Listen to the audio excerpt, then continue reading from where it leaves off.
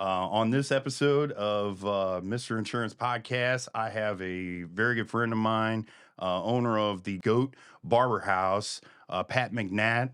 Welcome here, Pat. Thank you. We've known each other for years, and I'm glad to see Pat has quite the story of a business owner and somebody that I respect in business, and there's a lot of things that I know that you have been through because I've personally been through them with you.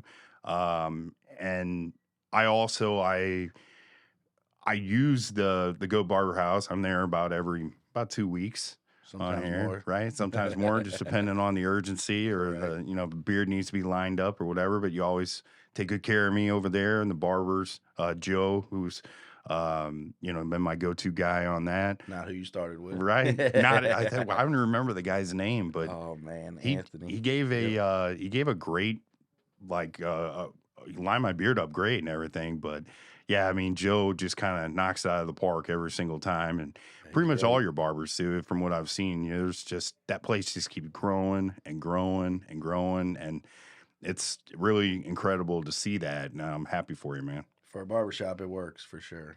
Yeah. It's something I had to learn the industry and never would have fathomed in 2.5 years to be open 7 days a week and 2,000 square foot. But it's a great thing. Keep on going, and we learn. It's learning every day. So tell me a little bit about your background. I know that there's Which rabbit hole? right.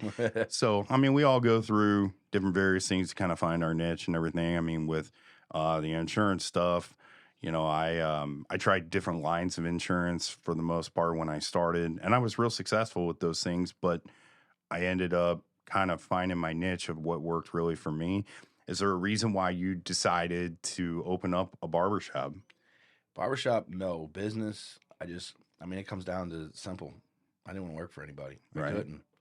I had my ways of thinking, and it's just how I was planted, and I knew it kind of similar to what you're talking about, success.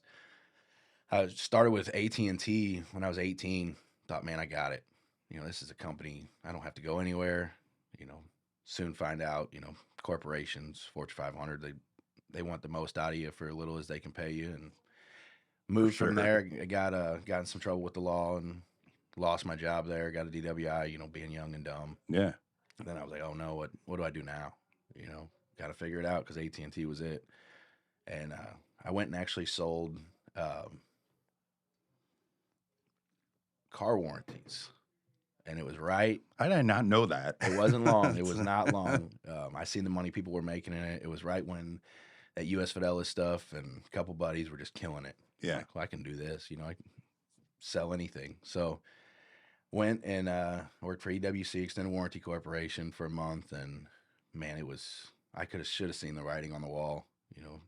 You'd work 3-4 hours. Guys were getting released from jail to come sell, work, and then go back. And you had old ladies on the phone that thought you were selling them insurance, and you had to sell them this warranty or you didn't make money.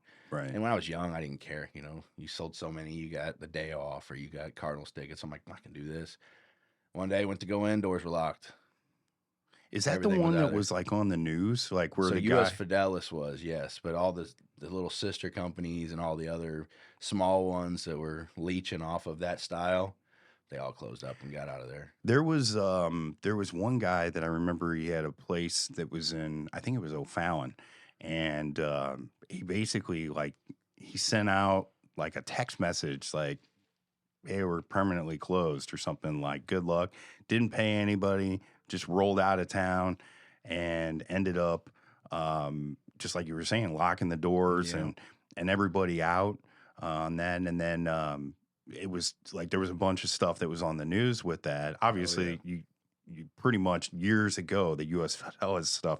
I mean, holy cow! If you didn't know about that, I mean, Man, what they were giving their employees Ferraris and Lambos to drive, and they had it's go-karts crazy. inside of what's now Element Church. Yeah, outside Right. looking in, you're like, I need to be here.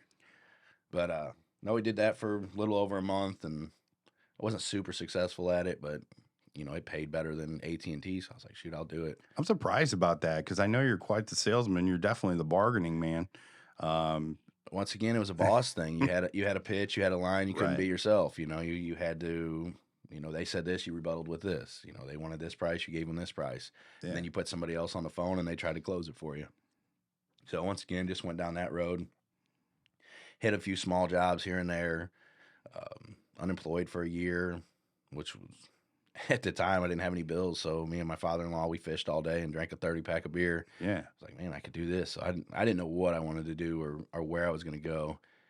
And then my uncle, was big higher up with Union Pacific Railroad, and he's like, I talked to my mom, and of course, a mom figure. She looked at me like, "What are you doing with your life?" Right. I don't know, but so she told me to apply. I ended up getting on with Union Pacific and went out to Kansas City for a year. Once again, I was like, "Hey, I made it. I'm here."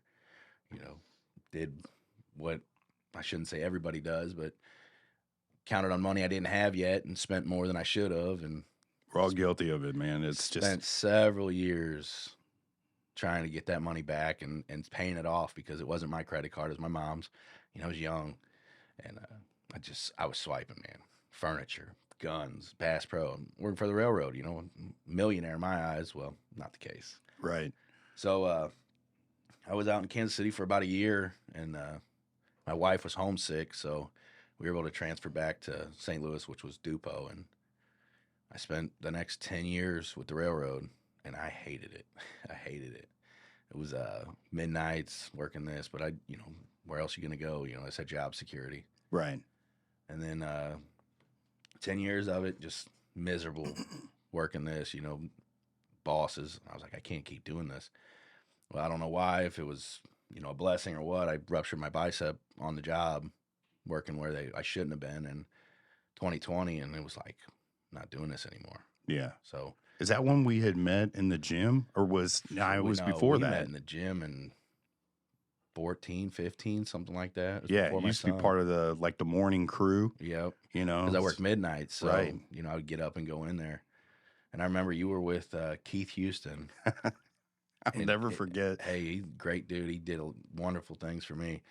But Yeah, Keith's the real deal with he that. is. You want to talk about a guy that he has the most unbelievable passion for not only just helping people, but just like the knowledge that this guy has and the commitment that he has. I mean, I have never, and I mean never, met a guy that is so committed to making sure that like he looked a certain way, or if he was training for a show or something. Like I suppose, everybody should get into some sort of mindset like that. But I'll tell you, man, like that guy took it to a different level. Like he was an animal. He sells himself. Yeah. And that's what it is. I mean, we both know we were in club fitness for how long. And Yeah. you had trainers from little bitty overweight guys trying to be somebody to, good looking girls to Keith Houston, Right. And if Give you're, him the extended training. yeah, right. Exactly. My thing, what I liked about Keith was you could understand he wasn't out of the book. He would be like, hey, this is what we're gonna do. Yeah. We're gonna start here, and he shot you straight. Yeah. I lost 126 pounds with him. Yeah, I remember. Yeah, you lost a ton of weight. I've gained some of it back. I mean, we're all guilty of that, Right. That sort of thing. I mean, you just running a business and being a husband, being a dad, it's all those things. There's things that become less important. Not that your body isn't important to take care of and everything, but it's in many cases takes a back seat in a lot of circumstances because you are so focused on trying to help everybody else that you forget to focus on yourself. 100%. The thing is like, I'm going to use this as the airplane tactic on here, right? So when the masks fall from the ceiling, they say, what? With an airline, you need to give yourself oxygen first and then give everybody else oxygen so that you can be able to like get yourself together and help everybody else. You're the lifeline. And that's really what it comes down to. So I have installed my family into my schedule, as like cliche as that sounds. I have put them into my schedule to be able to make sure that I get enough time with them. And I don't think that there's any husband out here that would argue with me that they don't give enough time and attention to their wife specifically, 100%, right? 100%. Right. But, we're we put them into the schedule because that's what everybody else is, right? So I know this sounds silly, but I put my wife, like our date nights, I put her into the schedule. I put just like, when you book appointments and things, right? Because you're marking out your time of when you're going to be busy and when you're not. So I started using that Calendly thing. And what I noticed is that it forced me to spend that time on the people that really, really mattered, which is obviously my wife and with my kids. But I didn't really notice a huge difference after all said and done. Where I was Time too busy management. and everything before, it was like, I'm not as busy anymore, or at least as I thought I was. It was all about getting that organization together and everything. But Which I'm so terrible at. one of the things that I wanted to talk to you about specifically, with your shop over here, is with your shop. I know you kind of started from scratch. Like you literally like handmade the different Everything. things in there, the mirrors, the The the counters, the counters, reception desk, painted the ceiling tiles. I mean, I could tell you it all. But yeah, I mean, because we had to, right? right. So Your back was against the wall, and that's when you do your best work is when your back's against the wall. 100%, yeah. And when you don't have a choice, and you know that basically I took everything, our cushion, as you want to call it. I told my wife, no option for her involved. I don't know what made me do that. I usually talk to her about most things, and I was like, hey, we're starting a barbershop. How many of my friends and family and wife even were like, a barbershop, really? And I'm like, look, I didn't know at this point if I was going back to the railroad, out on an injury. And I was like, I'm done with it. I'm tired of working for somebody. My brother-in-law, I watched him for many years be part of a business and in the management and owner stage. And you learn, you see, we went into business, did a little bit. Like I said, I've dabbled in everything, just trying to figure it out. But, when me and Joe sat down and talked, Yeah. we come up with a number, and I'll tell everybody it's 20 grand was what we were going to build a barbershop for. And How'd that work out for you? if we would have built the barbershop that we visioned, I don't know that it would still be open. Right. It would have been cool for what it was, but it would have been probably a loss. Yeah. And that's where, I had to take the decision to, like, I consume myself with things. And when I decide I'm going to do something, it's 100%. Yeah. I backseat everything, including family, like you just talked about. Yeah. And I take that time, and I always make the excuse, I'll get this time back later. I'll slow down when this is done. Well, I never slow down because I find the next one. But no, we spent more money probably changing ideas because we'd go forward, move backwards. Luckily enough, I had a carpenter who was a good friend that, he'd shake his head at me like everybody, but he did it.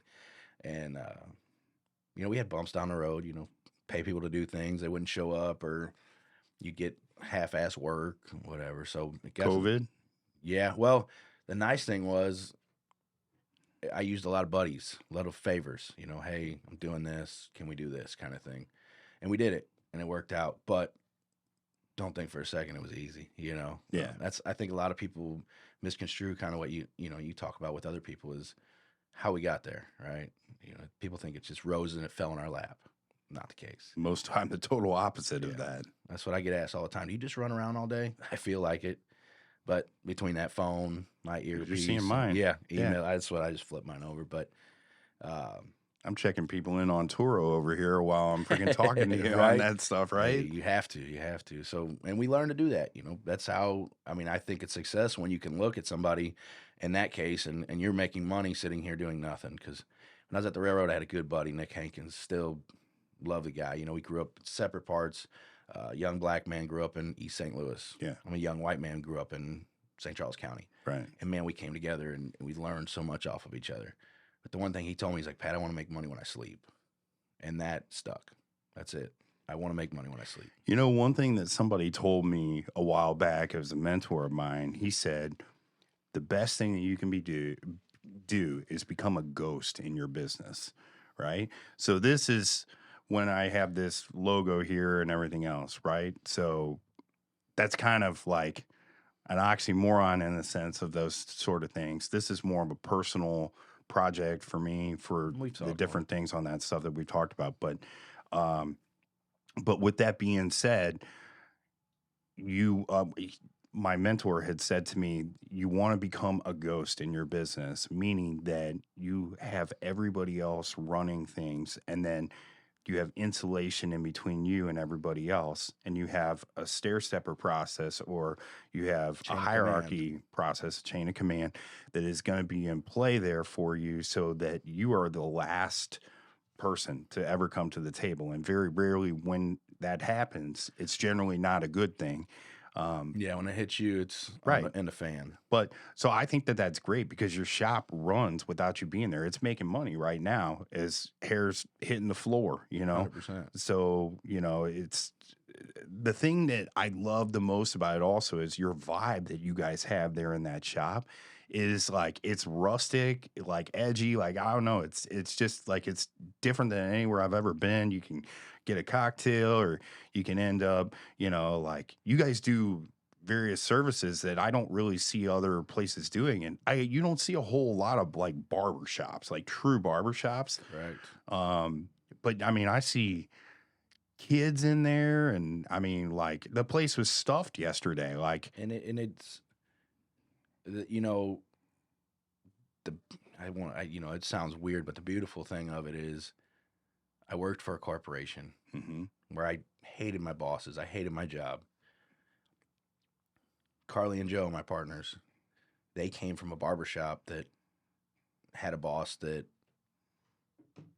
showed them every snake-like thing you could do, right? So we were able to take a large corporation and then other shops' failures, put them together and go, hey, how do we eliminate all this? yeah, And, honestly, it's key. There's just a few things.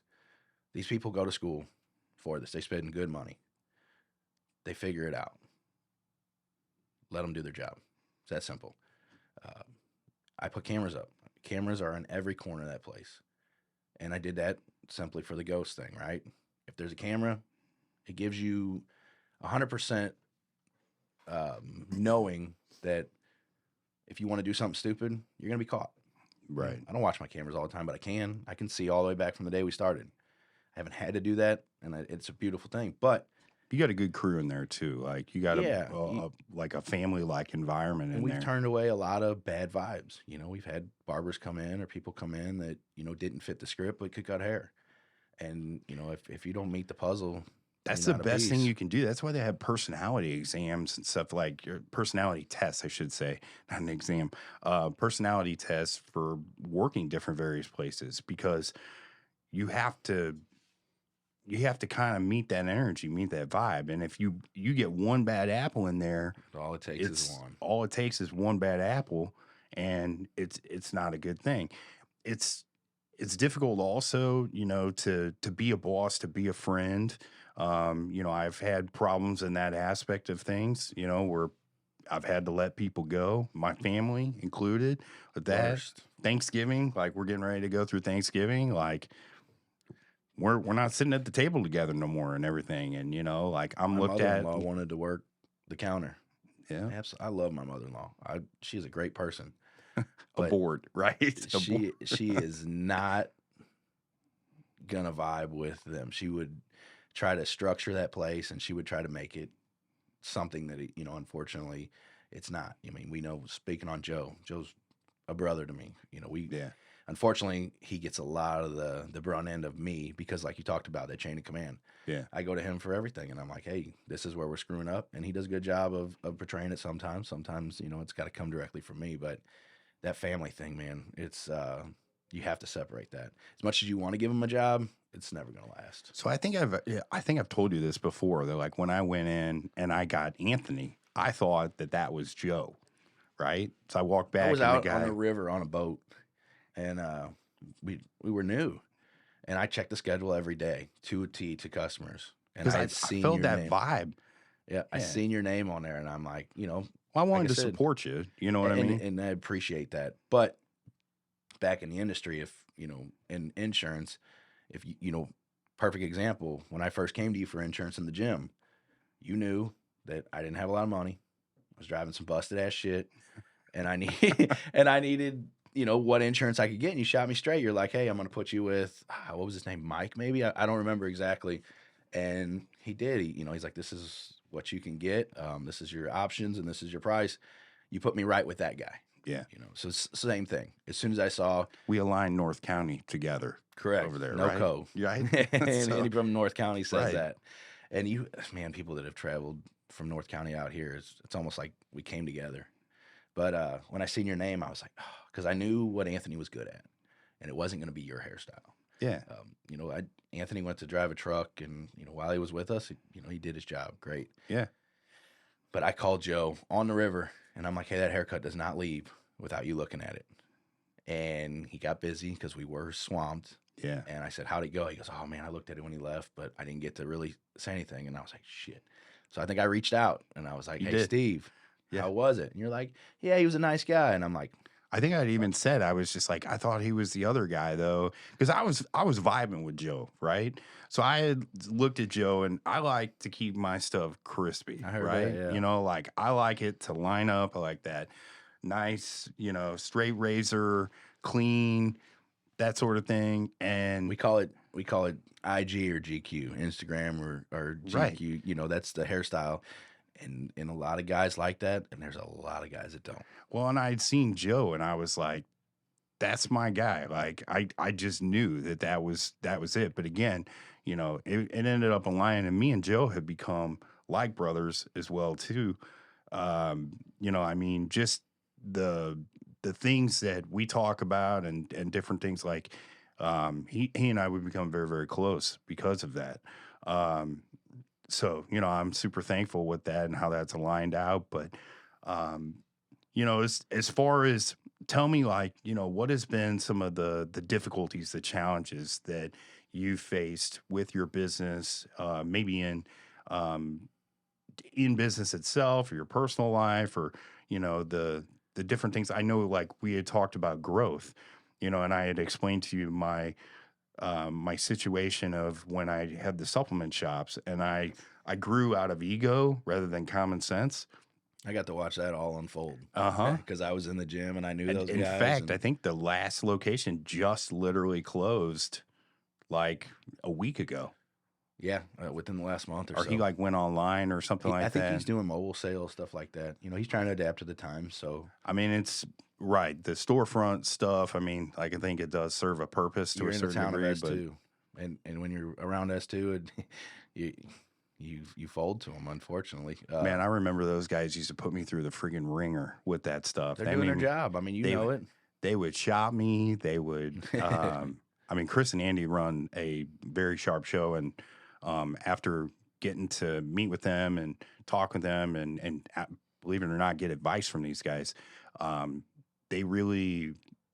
I was like had villainized them in my mind and everything of the competition and that sort of thing. But those guys, looking back at it, really made me think outside the box. It really made me step up my competition.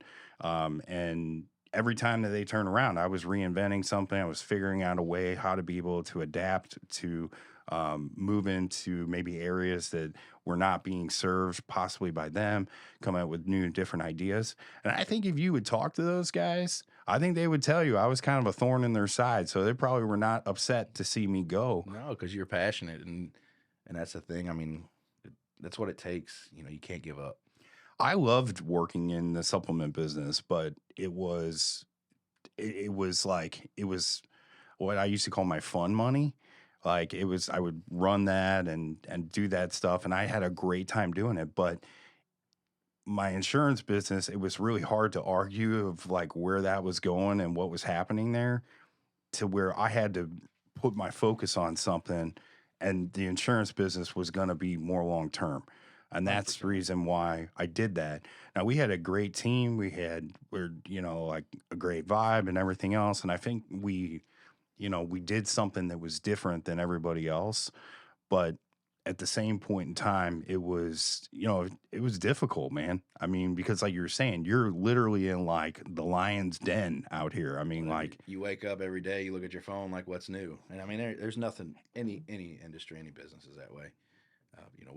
We have few small businesses now, including the barbershop, but every day it's an email, it's a text, morning to night till 10, 11 o'clock at night. Anybody ever like criticize you of like you didn't have enough Mountain Dews or something like, Man, like yes, the coffee's not 100%. hot enough or 100%. I had one tell me that I needed a Mexican style beer in the barbershop, free beer. okay. But, you take that with a grain of salt and you try to please everybody, but back to pleasing everybody, you can't do it. And that was my biggest downfall. You want to talk at the mic? Yeah, sorry. Yeah, They won't be able to hear you. My biggest downfall is trying to please everybody. Yeah. I'm a people pleaser. For a while I thought, no, I'm just myself. No, I'm a people pleaser. I want everybody to be happy. And in industries, business, as well as I do, back to family, friends, even coworkers that become that way. The first year I was in the barbershop, I tried to be friends with everybody. I tried to accommodate, and man, I stressed myself out. Big mistake, man. Well, yeah. And my wife, now she wasn't my friend. She was somebody I came home and complained to, and she didn't want to hear it. So adapting, understanding. So you mentioned about the different things that you experience, with your family and your wife and all that kind of stuff. So a lot of people don't know I was married before, and my ex-wife worked in the business with me. So we would take all those, like, work never ended, Never. and it would, and still to this day, it kind of really doesn't. But I'm a little bit better about separating that now than I used to be. But at the end of the day, we would always take those problems home with us. And so when me and her, we parted ways, I ended up like, there was people that would say, well, why don't you just have Angie work inside the business? And I'm like, I couldn't do everything at home that this girl does. Like, I know probably the perspective of a lot of people is that our wives sit at home with their feet up, watching Netflix, eating some chips or something. It's not the case at all. I mean, she's running around like crazy trying to take kids places, get them to doctor's appointments. I got one kid that's got allergy shots, got another one that's got to get his braces tightened, you know. And she's running around doing those things, getting groceries together, the cooking, like the cleaning. I mean, we sub some of that stuff out, right? But it's got to end somewhere to a certain degree. But emotionally, that girl is there to support me. And if I didn't have that, I don't. And I'm like, nah, I refuse to have her in the business. And it's not because I don't think she would do a good job. It's because I value my relationship with her. And you got to be a different person. Well, I've seen too many relationships, family inclusive, actually a lot of family, believe it or not, that we don't have a relationship anymore because we had a business fallout. There's that saying like friends, family, and business don't mix together. I argue some of that to a certain degree. I think in the right scenarios, it can work. But I think in a lot of scenarios, it doesn't work. That being said, like I said, we're coming up on Thanksgiving. We're not sitting down at the table together this Thanksgiving or many other previous Thanksgivings. Yeah, it's crazy times because changed. of fallouts with that. I'm more engaged in many times with the people that I work together with, friends. I mean, like the Friendsgiving thing in the recent years has become like wildly popular. I don't know, man. I feel like sometimes that family is not necessarily blood anymore. 100%. And we learn that as you get older, I think. And, I can tell you many of my memories with my dad or with his friends, you know, things we did. His brother was a twin and they were very close, but they were close as brothers, not as, family. Wives didn't get along, whatever the case is. Same thing with me. My sister, we love her, whatever. We don't spend time like me and my friends do, and yeah, I mean, it's, you have to at some point in time almost like protect your energy, because like with my family, I've got two sisters and, my mom and dad. I love each of them in different various ways, right? And I appreciate them. And again, I love them, but they many times will suck the life right out of me, the energy right out of me, because as I have come up, the mindset has really changed for me a whole lot. And then, they're like, well, I mean, I remember specifically like with my dad, he'd be like, why do you need that? well, I don't necessarily need it. But like when I ended up going and buying my Ferrari, right? He was like, "What the heck do you need that thing for?" And I was like, "You don't understand." I was like, "In the business that we're in, this is like it's an attractant to that, like it's a symbol. And yes, there is a flex factor there, okay, but there's also where it brings in an energy from other people, and it's created a lot of really good relationships for me because of 100%. different various people that have Like-minded been people. be around. So I'm ironically enough spending Thanksgiving with a lot of those type of people, but I'm not spending it with my family. It's like I've outgrown and changed. Again, it doesn't mean I don't love them. It doesn't mean that I'm gonna like not send them a birthday card or a Christmas card or something, but and we've had family move out of town, and like we kind of drift apart a little bit, and you kind of, as life evolves, you start to be able to change, and you start to be able to, you're either going to start coming up or you're going to remain stagnant, and you're going to stay the exact same.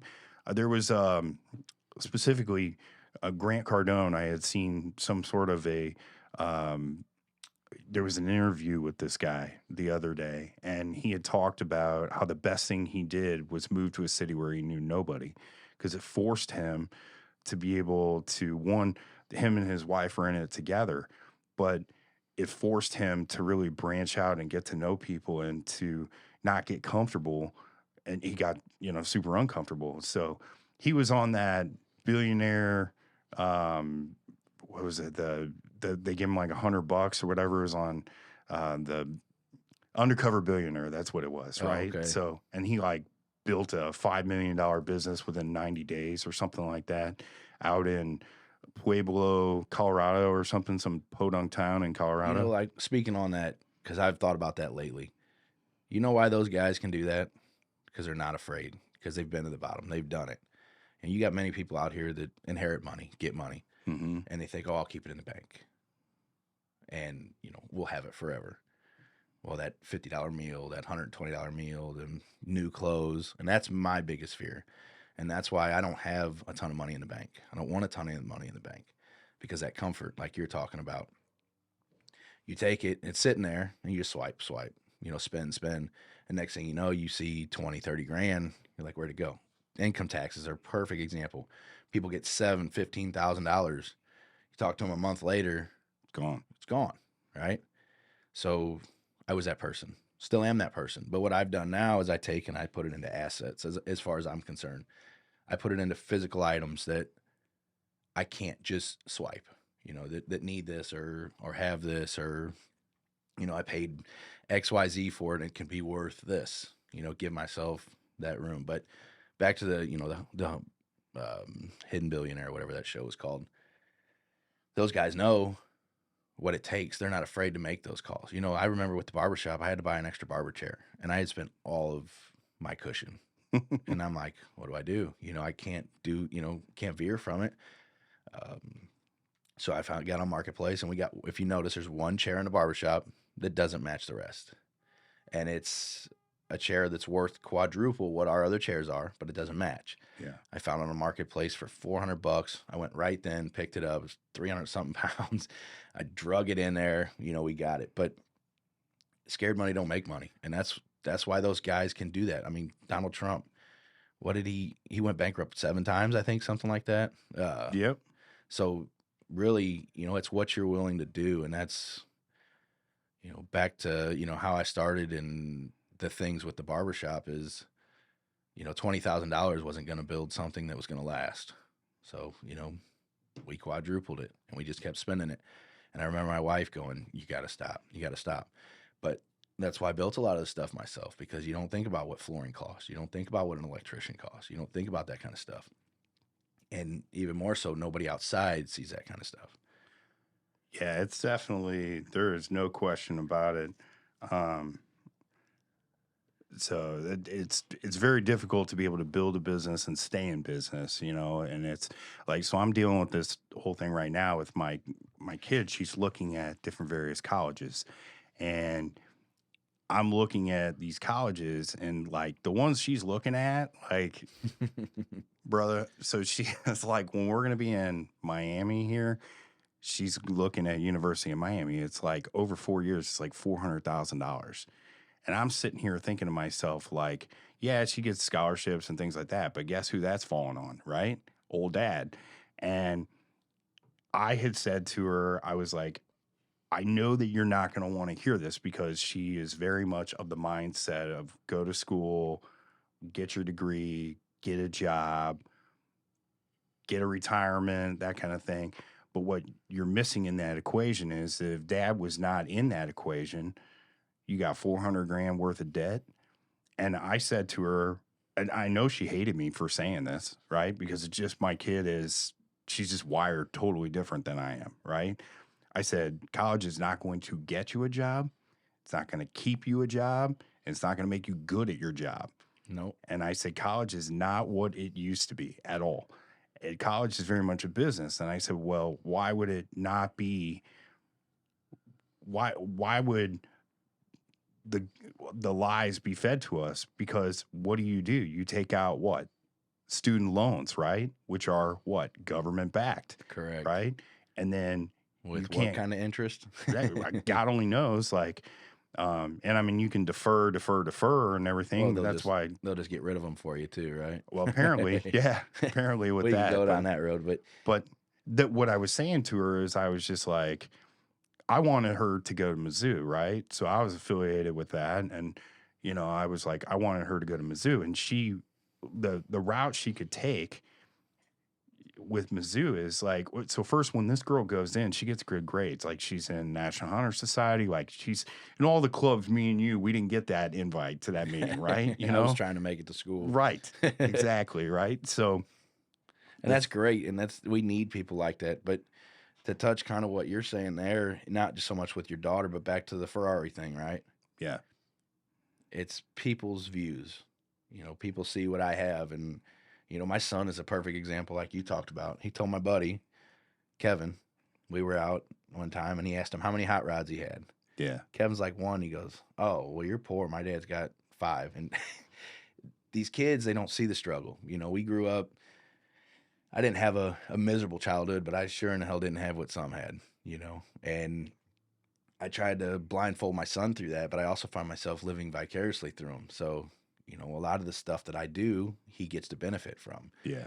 So in his mind, kind of like back with your daughter, they see what we have, and it's not the needs, it's the wants or we can kind of thing.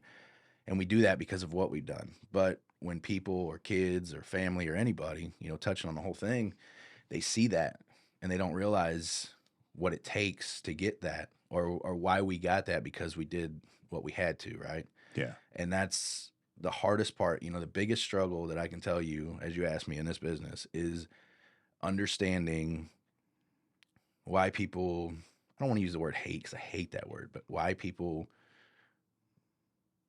become jealous or think that you've got it by, the balls, because it's not that. And there's many times that we struggle, we don't show it, fake it till you make it kind of thing. Yeah. And kids see that, but everybody wants what everybody else has, and that's why I hate social media for that kind of aspect. Social media is just a lie. 100%. How many different people that you see on these channels, like these Instagram girls, right? You see them in person, and you're like, whoa. Yeah. That filter How much makeup must have been heavy, right? So. But our kids are living this lie.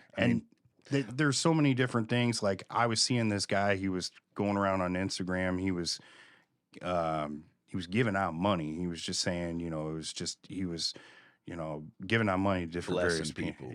That's funny enough. You already know the name, right? They all do that. And I was sitting there thinking, how easy would that be to get some phony hundreds or whatever, and like money gun, whatever it is, and you'll be able to like put that in front of somebody, and that it's staged. And maybe it's not. I don't know. Hopefully it's not. But hey, come bring me some and we'll see if it's real. Yeah, like, I mean, these kids think that like you can just be able to, like you were saying, you got 20 supercars. Like, my kids, like, I got a buddy of mine that he's got a Pagani, right? Raya or whatever the heck it is. I don't even know what the damn thing is called, but he drives up in this thing's like a $5 million car, right?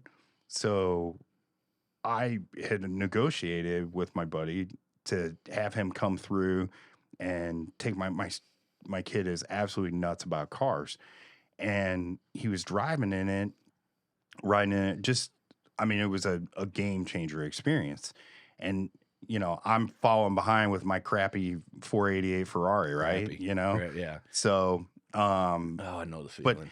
so he was saying to me, he was like, "Why don't you just buy one of those?" And I was like, "Well, you Can got we an get extra, one of those, Dad? yeah, you got an extra 5 mil to loan me." Um, and I had said one of the things that, because I'm sure some people look at my buddy Tyler, they probably look at him as like, "Why would you spend so much money on the car?" But I have witnessed how many relationships have been opened because of that car, and Yeah. I'm willing to bet you that it will pay off by millions, 10 times over. And I mean, specifically, very privileged relationships getting us invited to different, very closed door type of parties and gatherings and that kind of thing. But, my kid, again, he was just talking to me like it was casual, Yeah. like I could just go out and, Because they don't know. We've sheltered them from it. And it's a good thing, but it's a bad thing because I'm sure you have the same fear as me is you don't want that couch potato kid that, has to have everything handed to him. And sometimes I'm like, man, I'm doing too much. Every time we go to the store, can I get a toy? yeah. No. Oh, then I'm the worst dad. And you can't give it to them all the time. But, that's perfect. Like what you just said, you pulled up in the Ferrari one day. I've got higher end classic cars. My son loves them all. Yeah. But the minute you pulled up in the Ferrari, Right. Dad, there's a Ferrari, Right. And what we had at that point was nothing. And you know how many conversations I have with my son is when are we going to get a Lambo? He likes Lambos. You either like Ferraris or Lambos. I think that's a I thing. don't fit in a Lambo. That's the only reason. Well, then I'm definitely not fitting. Right? Yeah, it was I'll buy a kit car and cut the seat out of it. right. I mean, like maybe like some of the old like Murcielagos or the like some of the older ones would be that you would fit in or I would fit in. We're about the same size with it. But, Yeah, I'll take that. so it's perspective. These kids, they don't understand it, and this is also adults. It just doesn't. It's not. Do you know just kids? This is back to that high end $5 million car, your car. People believe what they see, and that's what you have to sell. Because as we talked yesterday, people can sell you anything, any dream they want. And back to the internet, they can do that. And I've, through business, I've been victim. I've been guilty. But I've also been, when I was on my lows and I was trying to figure out who I was, like you said yourself, I could sell anything. And I sold a lot of false dreams to benefit me. Mm. And I had to learn from that. And, I live with those demons every day, but it makes me the person I am now. And that's where, I put myself.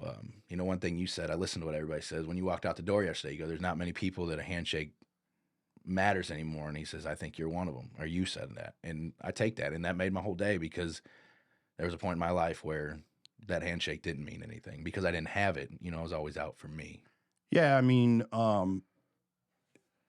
I think that there's so many different people that they'll talk about be a man of your word and everything, but there's so many different people, like you were saying, they become so self-consumed, and people naturally are going to think what's good for them, right? So if a person's saying to them, if the person is saying to you, like if it sounds sketchy, there's generally a problem, right? If a person's like, oh, I'm gonna do this so you can benefit here, you can have this, you can have that, or that people don't naturally think that way. No. So when a person, that what I have learned in business is when a person will say to me that they're doing things in my best interest, or if they'll say, the person will say again that they're doing things in my best interest, or they're, I'm going to take care of you or something like that. It's like a trigger for me. When a person says stuff like that, because again, naturally people don't think about that. They're selfish. They want to do things for themselves. So when I see a person that is like, like I've got you and another really good buddy. Like you've never asked me for a freaking dime, and you probably should have at some important Do you times. remember I called you when I first? You had been in the barbershop for a couple visits, so let's say 2-3 weeks. So let's say a couple months into the barbershop. I called you, and I was calling you on the strength of I believe in your business motto, and I wanted to. Was just going through it with employees back to that I couldn't please everybody. Yeah. And I called you, and I forget what got brought up, but you're like, hey man, if you need money from the bank or whatever, I'll put my word out there for you. And I made it very clear to you that was not our conversation, but I think you probably get so many of those calls of the, hey buddy, this, that, I want to expand. And it felt really good for me to know that I was not calling for that because I didn't need that. You figured it out. Well, I didn't need it. I was calling for advice, but to know that you have to put yourself on guard because of where you're at in life, that every phone call that rings, somebody wants something. And I wanted something, but it was what was up here, not in your pocket. And it felt good to know that. And I think ever since then, when we got off that phone, I don't know if you remember that phone call, but I think if I call you, it's not to borrow, No, I mean, but there is a lot of people that do that. Oh, and I've got there's a lot of people share that myself, do that. And as you become more successful, you almost like literally gate yourself in. I mean, how many different celebrities and everything are like they have to walk around with permanent security around them. They're mobbed by different various people trying to be able to talk to them or get something from them. They live in a gated area, don't they get to be literally build a themselves. fence around. So, there's sacrifices that do come with success, and you're learning them as you're going through the different stuff. That's when like good things start to happen. Now, you can either take that in a positive way or you can take it in a negative way too, because when you become successful, you can either take that and apply it toward helping others and doing good, like helping your community and helping other people, like maybe starting a fund for a barber and, helping them to come up and, they have to search out that resource and they have to figure it out. Me and you, we didn't have anything, dude. Like I started my business. I talk about it all the time. I had $150 that my grandmother gave me for my birthday back when you could buy an outfit for like $150, right? Yeah. You can't do that no more. But I went to Rent-A-Center. I had a job opportunity that, I had paid for 3 weeks and I got 3 weeks. That was a deal at Rent-A-Center. And you already know Rent-A-Center is not playing around. You don't make that payment, they are coming to see finding you. They're going to see you. They are going to holler at all your friends. They're going to figure out where your ass is at, and they're going to come get that ass, right? 100%. So the thing was, I didn't have credit. I didn't have. I wish I didn't didn't have have money credit or anymore. nothing like that. I'll be honest. Credit to me, you got to have it, right? You have to. But if you don't have it, you can't put yourself in those situations. Well, now, I mean, they'll let you borrow anything. But, 10 years ago or 15, you had Rent-A-Center. You paid the 30%, whatever it was. The smartest guys ever, but they satisfied a need. And that was the thing. They satisfied a need. 100%. And that's why these guys, they were, and you were the so one successful. Of 200 that actually took that money and did something with it, because other people lost their couches and their computers probably a month or two in. Yeah. I mean, I probably paid like $4,000 or something like that for that computer, but you know what? That $4,000 turned into a 9-figure business. 100%. So I mean, I look at it as a win-win scenario in that, because that's the difference with credit, right? Credit can either be used as to help you to boost you and you create more money than what the credit is, or you can use credit for selfishness and you can use it to be able to bury you. I've done it. You've done it, I'm sure. I have too. My first credit card was $2,000. I talk about, so somebody told me when I first started in the business, they're like, oh, you can just write stuff off. So I'm like, well, that's great. So I get like this huge credit line when I first start, and I'm going out buying all kinds of different stuff, man. There was no budget, right? And I didn't realize you had to pay the bill too. Like, I don't even know how I even thought that was even a reality, but It certainly was, and it was a lesson served cold to me with that. I had to learn it. So And write-offs, you talk about that. Do you remember when they had the billboards up and they're like, turn your car in and get $5,000 write-off, you know? cash for clunkers or whatever it was. Well, that was actually a great program, but I'm talking about like, donate your car to the church and get $5,000 in write-offs.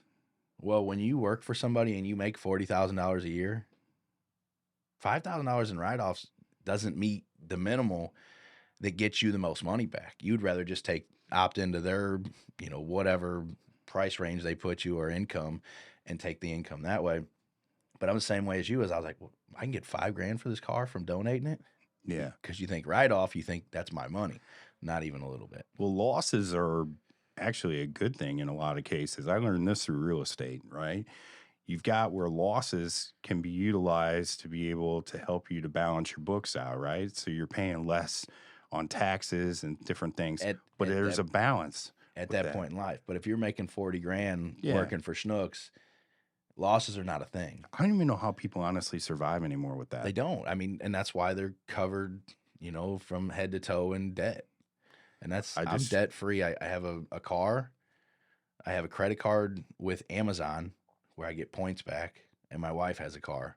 And we're blessed right now. We don't own our home. We're staying in, a home that we refurbished and will build. But man, just knowing the freedom of that, it's a good and bad thing as well.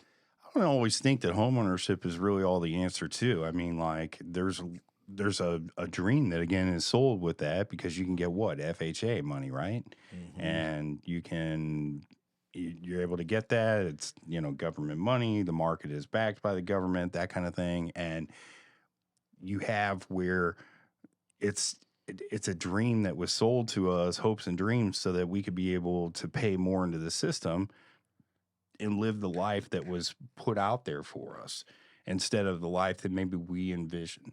And so I do own property. We own our house. We don't have much debt. I know it probably seems like we do. We just don't really have that much debt. And that's like more of a PTSD response for me because I've had everything taken when I earned it, and then I built it all back up. And I'm not looking to repeat history with that, right? Right. So you can't take what's mine. Right. I get it. But I will also worry about that too because I had to also learn the corporate structure in here because one bad lawsuit, one bad thing that leads directly to you and everything you worked for is gone. If you own it or not. Yeah. And these people out here, they want to take it. Sometimes it's better not to own it. They want to take it. There's so many crooks in this world that they know what they're doing when they get into it. How I started my t-shirt business. We own a screen printing business now. That lady took my money fully knowing that she wasn't going to give me a dang thing. Yeah. And, fool me once, my fault. Fool me twice, your fault. And I live by that. And I went out and bought a whole business. Now, when I say that, I didn't buy an employee business. I bought equipment from a guy that was getting out. And we have turned it into now what is my wife's full-time job. Nice. And we just pushed. And, there was a lot of times because my wife, I would consider her scared money. She wants to put everything away and she thinks that we should have, 4 months of rent or, whatever you want to call it. I'm more of let's buy it now. While we have it so we don't put it on a credit card, this kind of thing. And both of our businesses that are successful are paid for. We don't owe $1 on them, which, I'm very prideful in that. But on the same strength, I do know that if it slows down, I don't have to worry about bills. I don't have to worry about that. That job, that business keeps going. Yeah. So if I got to turn the lights off for a year, I still have it. There you go. So same thing with your home. Yeah, you don't want to get sued. It is a fear. But at the end of the day, if they said you didn't need insurance on cars anymore, just came out and said it, your house is paid for, your car is paid for. You're going to find something else to do. That's something you don't have to worry about. So, yeah, we're running a little bit short on time here. So I wanted to make sure that people could contact you. How do they get in touch with you about your barbershop? To maybe set an appointment, come check you out, see what you're all about. We have, typical social media. We have email, website, stuff like that, Facebook, Instagram. But, you can stop in. That's the best thing, as with my barbershop. Just come look at it because I made that place where you can't forget it. And that's the biggest thing, you know. Can you give them an address or like a phone number or somewhere to Yeah. be able to contact you? Yeah, our or address a is website? 1816 West Pierce Boulevard, Winsville, Missouri. Once again, it's the Goat Barber House. Phone number is 636-887-0600. Sure about that? Yeah, I'm 100% sure now. And then do you guys have a website or? We do. It's the goatbarberhouse.com. Okay. Just like the name. Okay. And yeah, it's been fun talking with you. Yeah, man, I'm really excited that you came on here. I was really looking forward to the conversation and just hearing the hustle and everything else. Congratulations on your shop, all your success. I'm super happy for you and for your family. And you know, I mean, you'll be seeing me here in another week. I was just in yesterday, but you'll see me here in another week or two. Absolutely. Come get touched up. So, Yep. thanks, man. I appreciate right, you Steve. giving Thank me you. some time.